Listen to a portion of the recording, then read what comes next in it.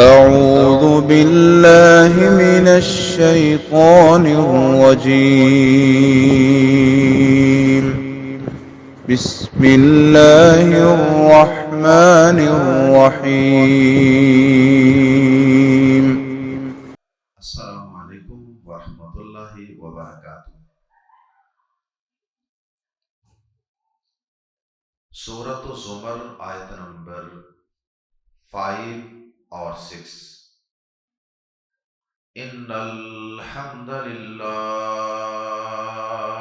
والصلاة والسلام علی رسول اللہ اما بعد۔ اعوذ باللہ السمیع العلیم من الشیطان الرجیم من ہمزہ ونفخہ ونفثہ۔ خلق السماوات والارض بالحق یکبر اللیل علی النہار ويكبر النهار على الليل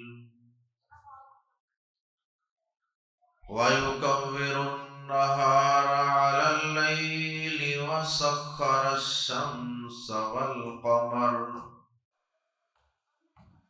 كل يجري لأجل مسمى ألا هو العزيز الغفار۔ خلقكم من نفس واحدة ثم جعل منها زوجها وأنزل لكم من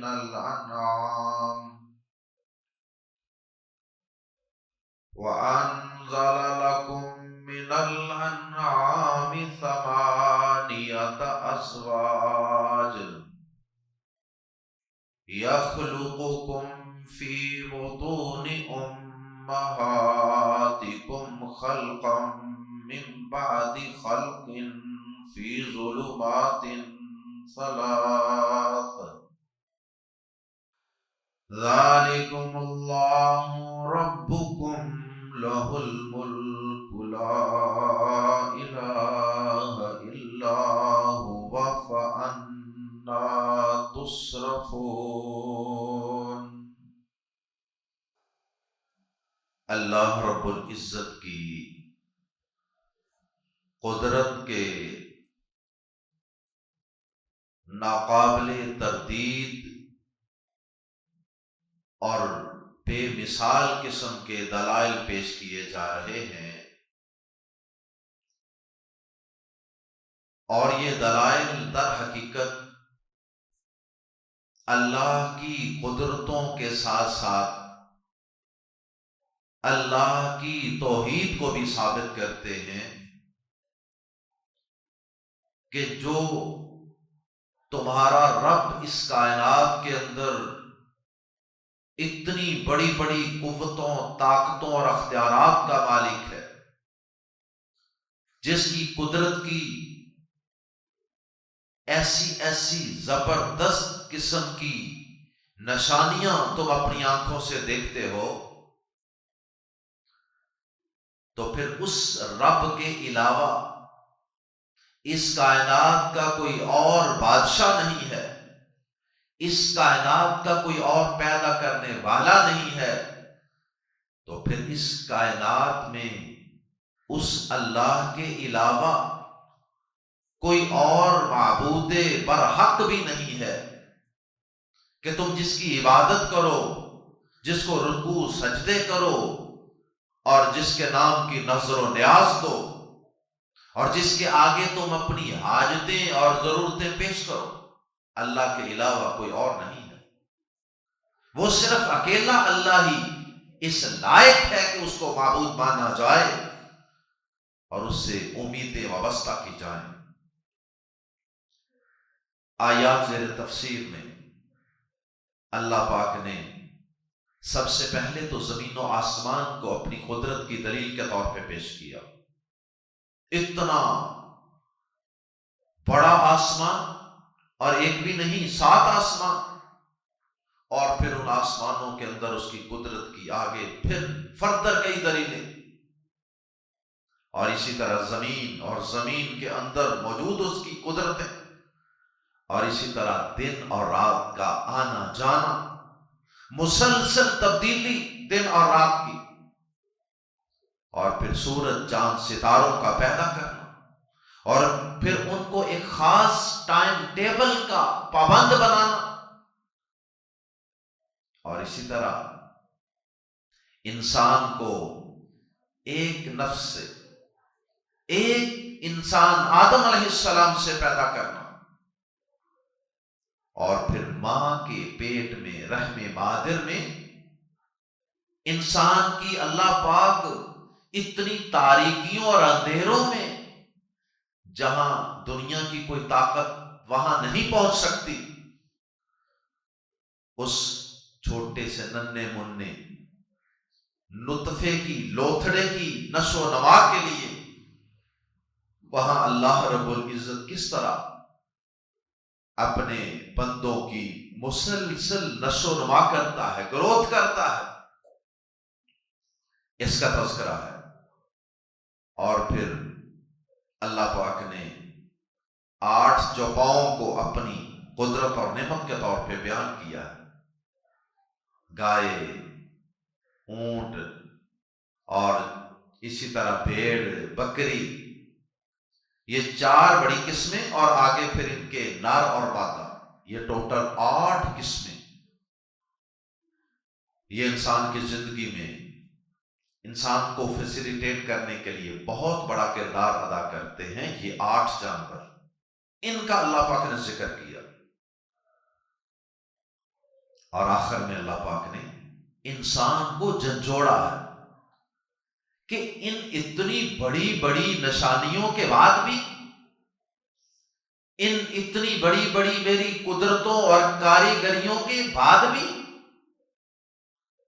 تمہیں کس طرف کو شیطان گمراہ کر کے لے جاتا ہے، تمہیں شیطان کس طرح مجھ سے کاٹ کر، میری عبادت سے کاٹ کر کسی اور کمزور اور بے بس مخلوق کی طرف گھما پھرا کر لے جاتا ہے۔ کتنے تم لائی لگ ہو، کتنے کمزور ہو، کتنے تم احمق اور بے وقوف ہو کہ اپنے خالق و مالک اللہ کی اتنی بڑی بڑی قدرت کی نشانیاں روزانہ اپنی آنکھوں سے دیکھتے ہو اور ان کے متعلق جانتے ہو، اس کے باوجود شیطان کے بہکاوے میں آ جاتے ہو اور اللہ کی توحید کو چھوڑ کر شرک کرنے لگ جاتے ہو۔ اللہ اکبر۔ آئیے قرآن مجید کے الفاظ میں پڑھتے ہیں اللہ رب العزت کی قدرت کی ان بڑی بڑی نشانیوں کو جو اس کی توحید کو ثابت کر رہی ہے۔ خلق السماوات، اس نے پیدا کیا آسمانوں کو، والارض، اور زمین کو، بالحق، حق کے ساتھ، زمین و آسمان کو حق کے ساتھ پیدا کرنے کا مطلب یہ ہوتا ہے، 2 بڑے مطلب۔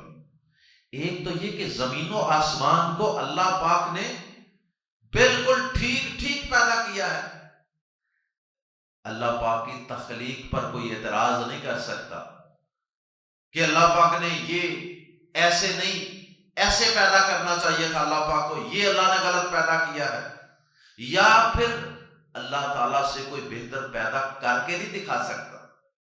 جو اللہ نے پیدا کر دیا ہے اور جو اللہ پیدا کر رہا ہے، اس جیسا نہ کوئی کائنات میں پیدا کر سکتا ہے، نہ اس سے بہتر پیدا کر سکتا۔ اس کا مطلب یہ ہوا کہ یہ کائنات جو اللہ پاک نے پیدا کی ہے، تو یہ واقعی اللہ پاک نے بالحق کی، یعنی ٹھیک ٹھیک پیدا کی ہے اور کمال پیدا کی ہے اور انتہائی کامل شکل میں پیدا کی ہے۔ اور دوسرا بالحقی کا مطلب یہ ہوتا ہے کہ اللہ پاک نے یہ زمین و آسمان، یہ سورج چاند ستارے، یہ ہوائیں، یہ بادل، یہ پھول، یہ خوشبوئیں، یہ ندیاں، یہ نالے، یہ دریا، یہ پہاڑ، یہ درخت، یہ سارا کچھ بے مقصد پیدا نہیں کیا، بالحق کی، بلکہ با مقصد پیدا کیا ہے۔ ان کی تخلیق باطل نہیں ہے، بے مقصد اور بیکار نہیں ہے، بلکہ ان کی تخلیق کا مقصد کیا ہے؟ ان کی تخلیق کا مقصد یہ ہے کہ انسان کو اللہ پاک یہ ساری نعمتیں عطا فرما کر اللہ پاک اس کو آزمانا چاہتے ہیں، اس کا امتحان لینا چاہتے ہیں کہ وہ میری ان قدرتوں کو پہچان کر، میری ان نعمتوں کو استعمال کر کے کیا میرے ہی گن گاتا ہے، کیا اپنی زندگی کے مقصد کو پہچانتا ہے، اپنے رب کو پہچانتا ہے، اس کی معرفت حاصل کرتا ہے، یا بس ان دنیا کی نعمتوں کو استعمال کرتا ہے اور ان قدرتوں کو دیکھتا ہے اور بغیر غور و فکر کے آگے گزر جاتا ہے۔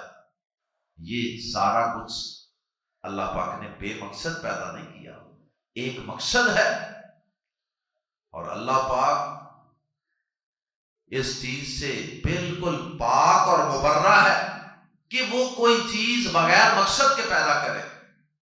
جب اس کائنات میں کوئی عقل مند شخص کوئی کام بیکار اور بے مقصد نہیں کرتا، تو وہ کائنات کا خالق و مالک، وہ اس اتنی بڑی کائنات کو اور اتنے بڑے وسیع و عریض نظام اور سسٹم کو اس طرح بغیر کسی مقصد کے، بغیر کسی مصلحت کے پیدا کر سکتا؟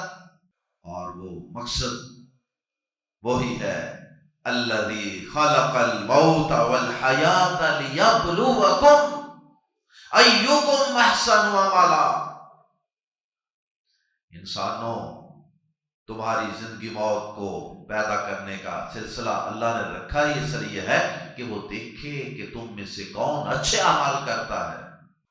خلق السماوات والارض بالحق، اس نے آسمانوں اور زمین کو حق کے ساتھ پیدا کیا۔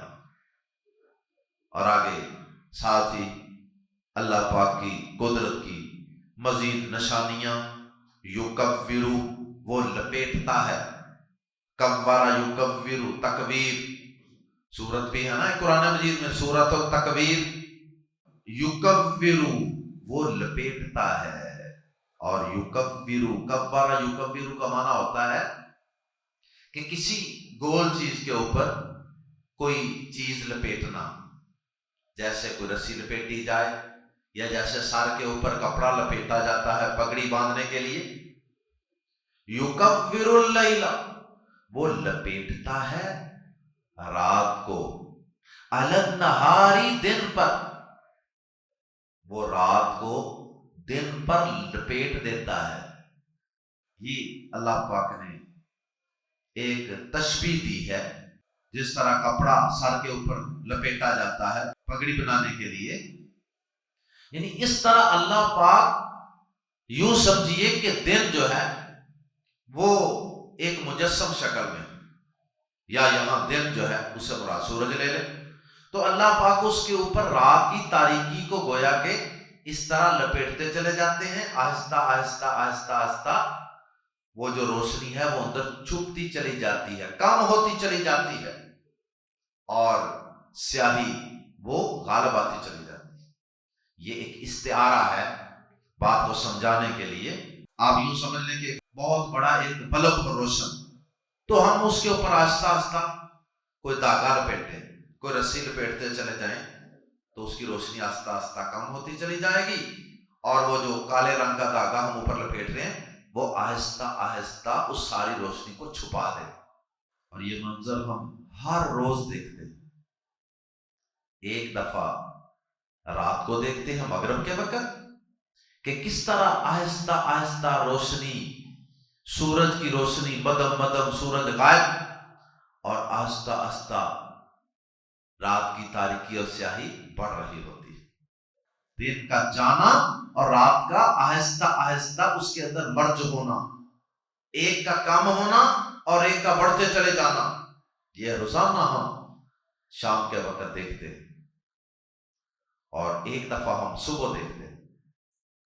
اللہ اکبر، جس کا ذکر اللہ پاک نے اگلے الفاظ میں کیا ہے، وَيُكَبِّرُ النَّهَارَ، اور وہ لپیٹتا ہے دن کو عَلَى اللَّيْلِ، رات پر، رات کی تاریکی ایک لمبے وقت کے لیے چھائی رہتی ہے، پھر اس کے بعد اللہ پاک اس کے اوپر سورج کی روشنی کو لپیٹتا ہے، اور اس کا نظارہ ہوتا ہے صبح کے وقت، فجر کی نماز پڑھنے کے بعد آہستہ آہستہ آہستہ آہستہ تاریکی پتہ نہیں کہاں غائب ہو رہی ہوتی، اور روشنی بڑھ رہی ہوتی ہے، چھا رہی ہوتی ہے، غالب آ رہی ہوتی ہے۔ لیکن یہ منظر دیکھنا تو تھوڑے لوگوں کو نصیب ہوتا ہے، کیونکہ اس وقت تو بدقسمتی سے لوگوں کی ایک بڑی اکثریت وہ خواب غفلت میں پڑی ہوتی ہے، سوئے ہوتے ہیں لوگ، فجر کی نماز پڑھتے ہی کوئی نہیں، اور صبح کے وقت اللہ کی قدرت کا ایک انمول منظر ہوتا ہے، خوبصورت منظر، کہ آہستہ آہستہ دن کی روشنی پھیل رہی ہے، پرندے چہچہا رہے ہیں، اور پوری فضا میں بالکل تازہ اور فریش آکسیجن ہوتی ہے، اور اس وقت انسان اور انسانوں کی اکثریت سوئی ہوتی، نہ زندگی کے مقصد کا پتہ، نہ فجر کی نماز کی کوئی اہمیت، نہ رب کی قدرتوں کو دیکھنے اور ان سے انجوائے کرنے اور ان سے لطف اندوز ہونے کا کوئی خیال۔ یکبر اللیل علی النہار، وہ لپیٹتا ہے رات کو دن پر، وَيُكَبِّرُ النَّهَارَ عَلَى اللَّيْلِ، اور دن کو رات پر لپیٹتا ہے۔ ریپ، ہی ریپس، ریپ کرنا، جیسے کسی چیز پر کوئی کور چڑھاتے ہیں۔ وَسَخَّرَ الشَّمْسَ، مزید اس کی قدرت کی دلیل، وَسَخَّرَ، اور اس نے تابع کر رکھا ہے، الشمس، سورج کو، والقمر، اور چاند کو، اور اس نے سورج اور چاند کو تابع کر رکھا ہے، مسخر کر رکھا ہے۔ ایسا نہیں ہے کہ اتنا بڑا سورج اور چاند وہ اللہ پاک کے اختیار میں ہی نہ ہو، وہ اللہ پاک سے کوئی منہ زور ہو جائے، طاقتور ہو کر اپنی مرضی سے جدھر کو مرضی بھاگ کھڑا ہو، ایسا ہرگز نہیں ہے۔ اللہ پاک نے جو رولز ریگولیشنز ان کے لیے مقرر کر دیے ہیں، وہ ان کو بالکل 100% ویسے فالو کرتے ہیں۔ سال کی کس تاریخ کو، کس دن کو آپ نے کتنے بجے طلوع ہونا ہے، اور کس ملک میں کتنے بجے، اور کس شہر میں کتنے بجے، ہر ایک شہر کا، ہر ایک علاقے کے حساب سے اس کا ٹائم ٹیبل مقرر، اور اسی طرح اس نے غروب کتنے بجے ہونا، اور کس ڈیٹ کو کس شہر میں کس علاقے میں کتنے بجے غروب ہونا ہے، سب کچھ مقرر ہے۔ اللہ اکبر۔ اور اس کی روشنی بھی اللہ پاک نے، اس کی ہیٹ اور اس کی جو لائٹ ہے اس کو بھی اللہ پاک نے کنٹرول رکھا ہو۔ یہ نہیں ہے کہ سورج اتنی آگ برسا دے کہ زمین کے اوپر سارا کچھ جل کر راکھ ہو جائے، ایسا بھی نہیں۔ آج کل ہر طرف سولر ہی سولر، دیکھ لیں، یہ اللہ پاک کی اس تخلیق کو مسخر کرنے ہی کا نتیجہ ہے کہ انسان اس سے فائدہ اٹھا کر اس کی روشنی کو، اس کی حرارت کو بامقصد بنا رہا ہے۔ ورنہ اگر اللہ پاک نہ چاہتا تو انسان ان اتنی بڑی مخلوقات سے کیسے فائدہ اٹھا سکتے تھے۔ وَسَخَّرَ الشَّمْسَ وَالْقَمَرَ، اور اس نے سورج اور چاند کو تابع کر رکھا ہے۔ کلن، سب کے سب، سب کے سب یا ہر ایک، یہاں جب کہ دو کا ذکر ہوا ہے تو کل سے مراد یہاں یہ دونوں ہیں، ہر ایک یجری چل رہا ہے۔ ویسے اس کے علاوہ اور چیزیں بھی ہیں، وہ بھی اس کے اندر شامل ہو سکتی ہیں۔ سورج اور چاند یہ دو بڑی اور نمایاں چیزیں ہیں جو ہمیں نظر آتی ہیں، اس کے علاوہ اور بھی بے شمار سیارے ہیں جو اللہ پاک نے پیدا کیے ہیں اس کائنات۔ کل یجری لاجل مسمی، ہر ایک مقرر وقت کے لیے چل رہا ہے،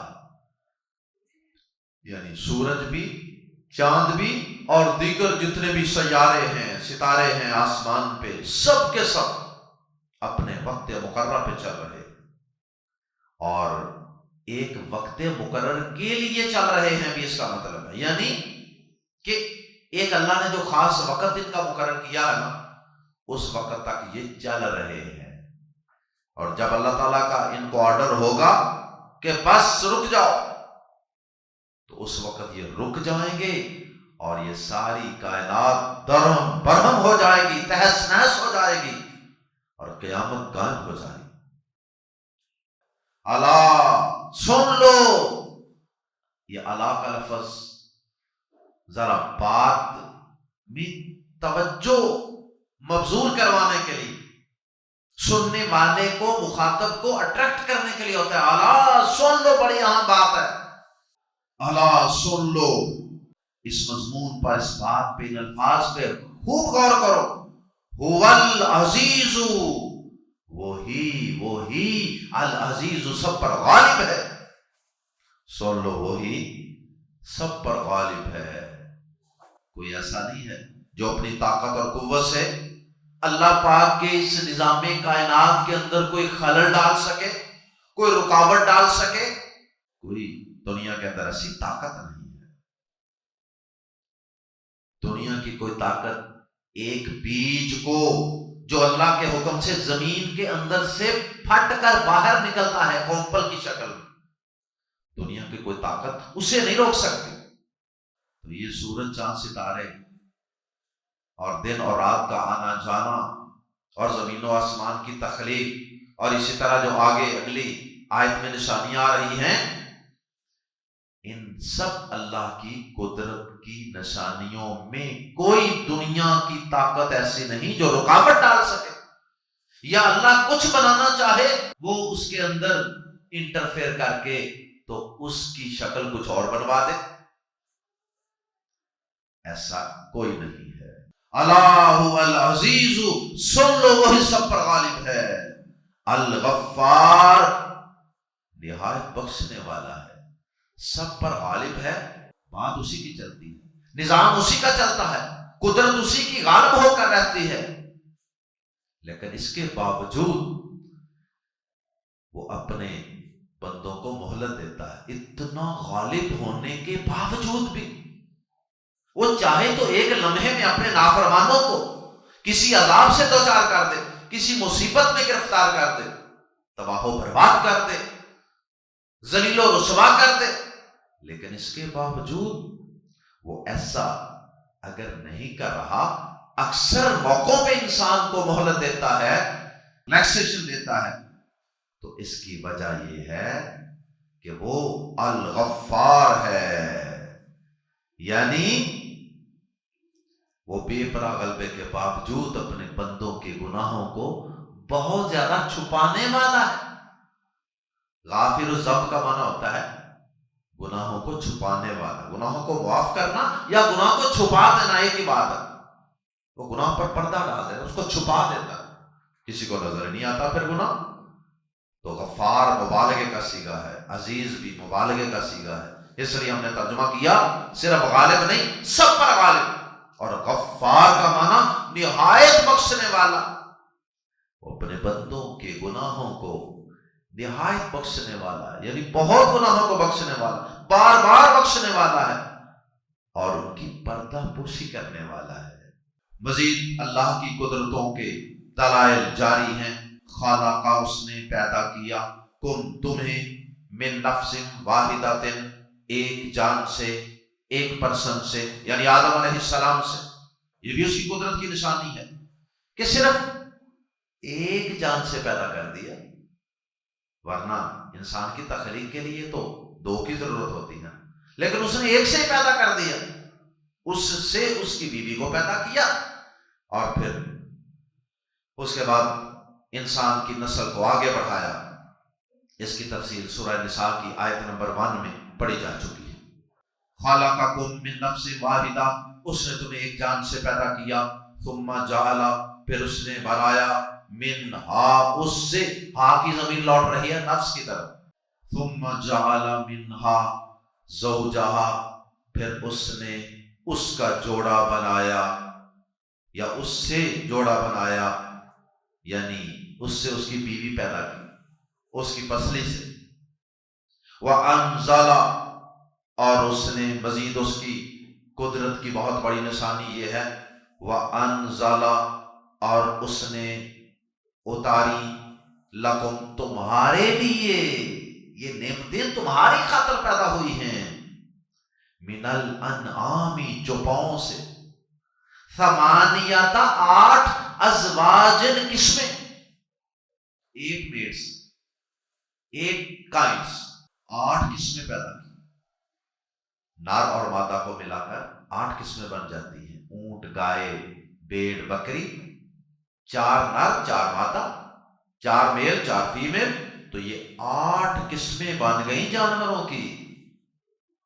اللہ اکبر!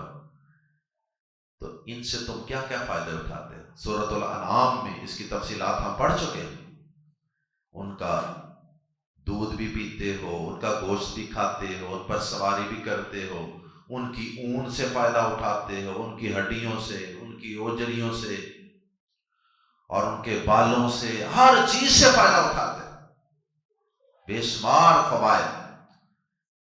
اور یہاں اللہ پاک نے انزالہ کا لفظ استعمال کیا، وانزالہ، یہ جانور ایسے آسمان سے اترے تو نہیں ہے بارش کی طرح، لیکن یہ اشارہ ہے کہ پیدا تو یہ بظاہر زمین پر ہو رہے ہیں، لیکن ان کا نظام بھی اور ان کی تخلیق بھی تمہاری خاطر، تمہیں فیسیلیٹیٹ کرنے کی خاطر، یہ سارا کچھ آسمان سے ہی کنٹرول ہو رہا ہے، تمہارا رب ہی کنٹرول کر رہا ہے اور ان کو پیدا کر رہا ہے، اور ان کے جسموں کے اندر، گوبر اور خون کے اندر سے تمہارے لیے سفید دودھ پیدا کر رہا ہے۔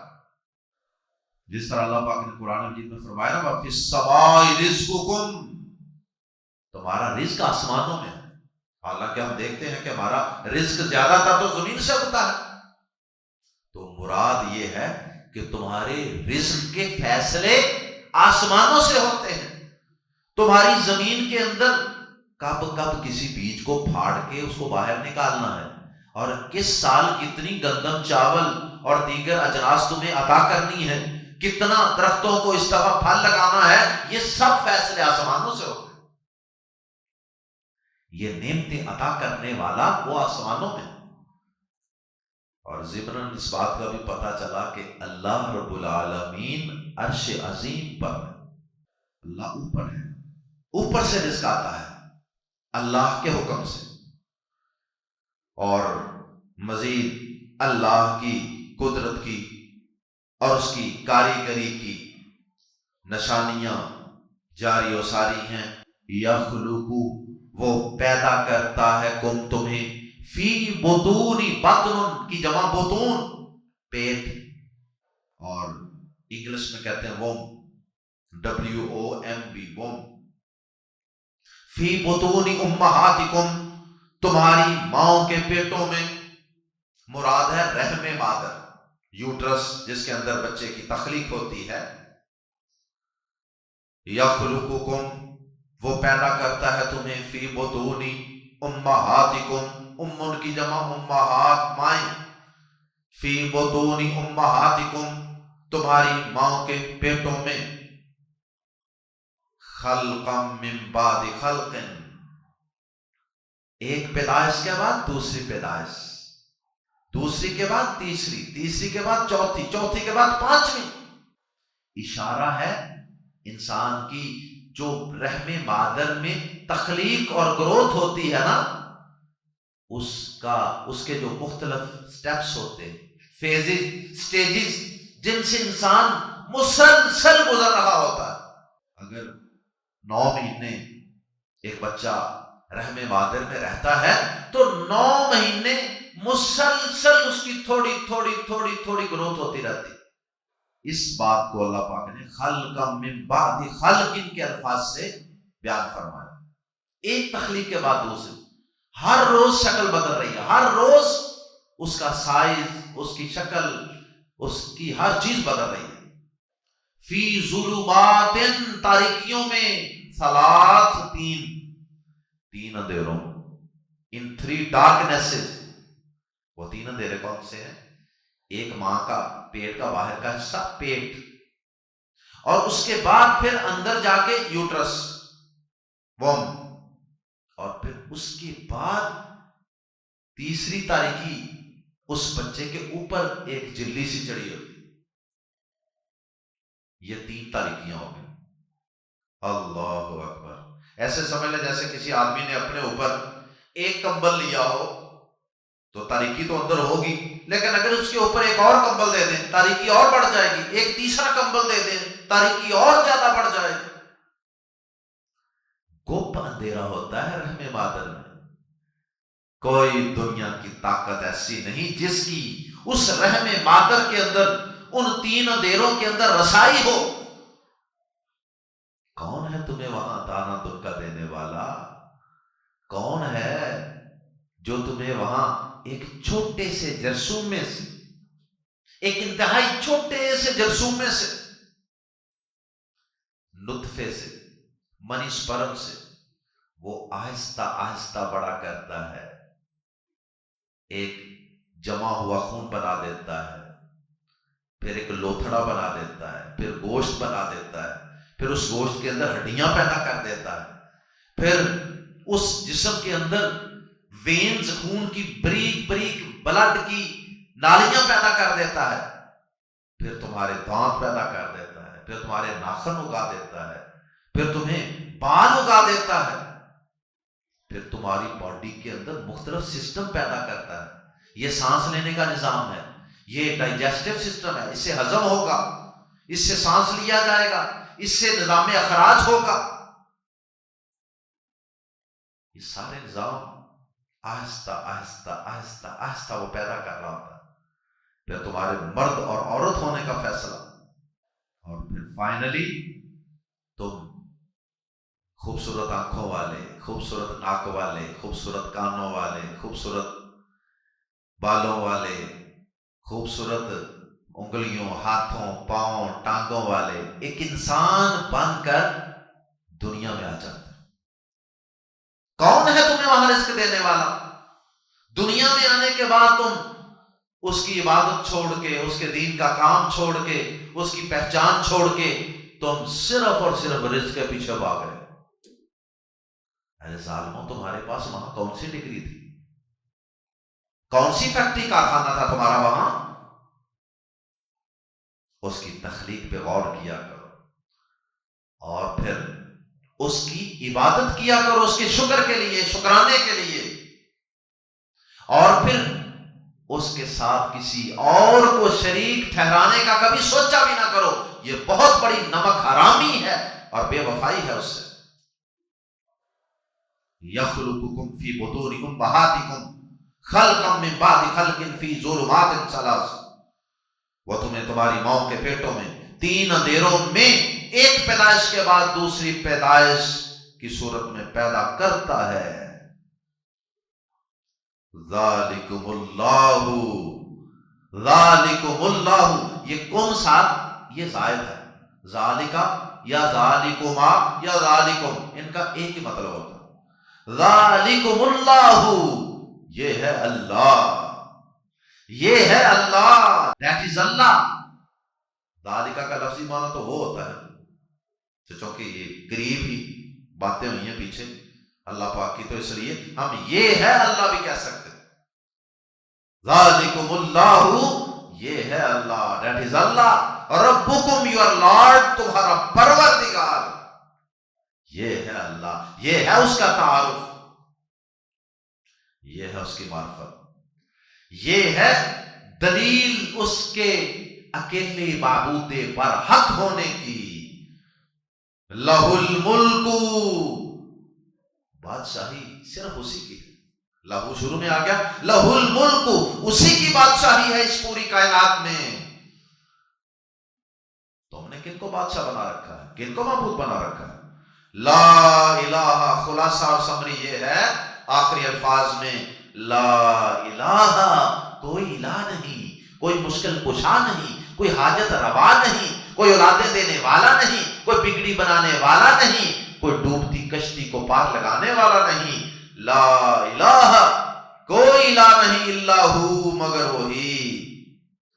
فَأَنَّا، تو کدھر، تو کہاں، تو یا اس کا ترجمہ فَأَنَّا، تو کیسے، کیوں کر، تُصْرَفُونَ، تم پھیرے جاتے ہو. تو پھر سمجھ سے بالا ہے.